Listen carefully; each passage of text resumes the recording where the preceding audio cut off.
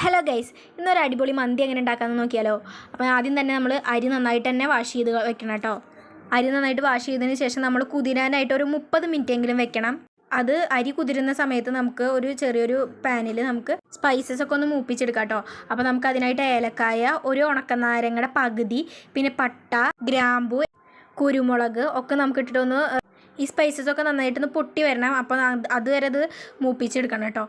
നിങ്ങളുടെ കയ്യിൽ മല്ലി ഉണ്ടെങ്കിൽ അത് ഇട്ടോളൂ കേട്ടോ, അതും മൂപ്പിച്ചെടുക്കണം. പിന്നെ നമ്മൾ 4 വെളുത്തുള്ളി ഒന്ന് അരിഞ്ഞിട്ട് ഇടുന്നുണ്ട്, അത് നന്നായി പൊടിച്ചെടുക്കുക. എന്നിട്ട് നമ്മുടെ ചിക്കനിലേക്ക് അതൊന്ന് ആഡ് ചെയ്ത് കൊടുക്കുക കേട്ടോ. ചിക്കൻ അത്യാവശ്യം വലിപ്പത്തിൽ തന്നെ എടുക്കുക, ശരിക്കും മന്തിയുടെ വലിപ്പത്തിൽ തന്നെ എടുക്കുക. ഇവിടെ ഞങ്ങൾ ബിരിയാണി വലിപ്പത്തിലാണ് കേട്ടോ ഞങ്ങൾ വാങ്ങിയത്.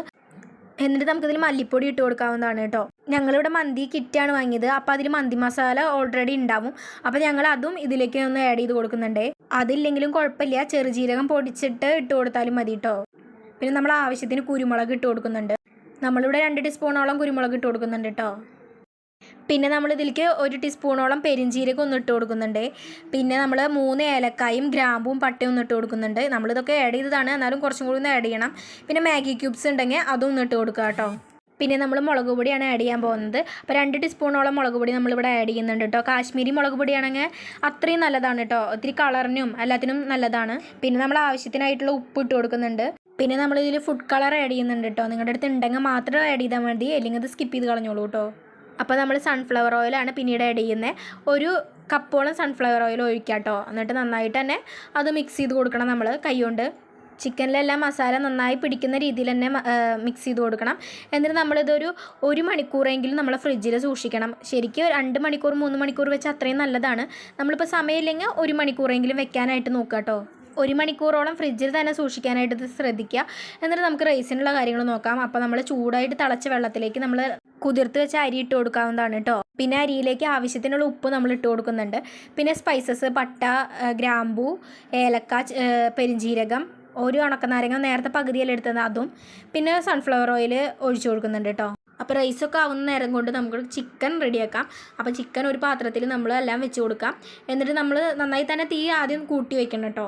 എന്നിട്ട് ചിക്കനെല്ലാം ഇട്ടതിന് ശേഷം നമ്മൾ മീഡിയത്തിലേക്ക് നമ്മുടെ തീ നന്നായി കുറച്ച് വയ്ക്കുക. പിന്നെ നമ്മുടെ സൺഫ്ലവർ ഓയിൽ ഇതിന് മേലെ ഒഴിച്ചു കൊടുക്കാം. പിന്നെ ചിക്കനിലേക്ക് നമ്മൾ നെയ്യും ഒഴിച്ചു കൊടുക്കുന്നുണ്ട് കേട്ടോ. അപ്പോൾ കുറച്ച് ഫ്ലേവറിന് വേണ്ടിയിട്ടാണ്. അപ്പോൾ നമ്മുടെ ചിക്കൻ അടച്ച് വെച്ചിട്ട് വേണം വേവിക്കാനായിട്ട്. എന്നിട്ട് അതിൻ്റെ ആയ ചിക്കനിലേക്ക് നമ്മൾ മല്ലിയില ഇട്ട് കൊടുക്കുന്നുണ്ട് കേട്ടോ. പിന്നെ ഒരു 75% മാത്രമേ നമ്മുടെ റൈസ് വേവാനായിട്ട് പാടുള്ളൂ. അത് നമ്മുടെ ചിക്കനിൻ്റെ മുകളിലേക്ക് തന്നെ നമുക്ക് നന്നായിട്ട് തന്നെ ഇട്ട് കൊടുക്കണം.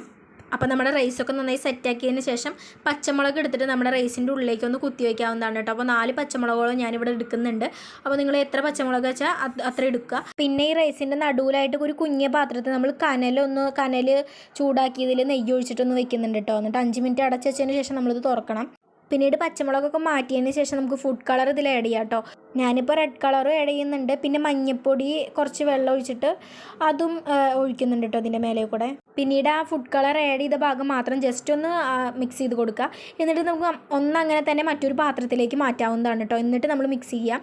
പിന്നെ നമ്മളിവിടെ കൂടെ കഴിക്കാനായിട്ട് മയോണൈസ് ഉണ്ടാക്കുന്നുണ്ട്. അപ്പോൾ മുട്ടയും സൺഫ്ലവർ ഓയിലും വെളുത്തുള്ളിയും കുരുമുളകും ഉപ്പിട്ടിട്ട് നന്നായിട്ട് തന്നെ മിക്സ് ചെയ്യുക. അപ്പോൾ നമ്മുടെ മന്തിയും മയോണൈസും ഒക്കെ ഇവിടെ റെഡി ആയിട്ടിരിക്കുകയാണ്. അപ്പോൾ നല്ല അടിപൊളി ടേസ്റ്റാണ്. നിങ്ങൾ വീട്ടിലിത് ട്രൈ ചെയ്തിട്ടില്ലെങ്കിൽ ഒന്ന് ട്രൈ ചെയ്ത് നോക്കുക.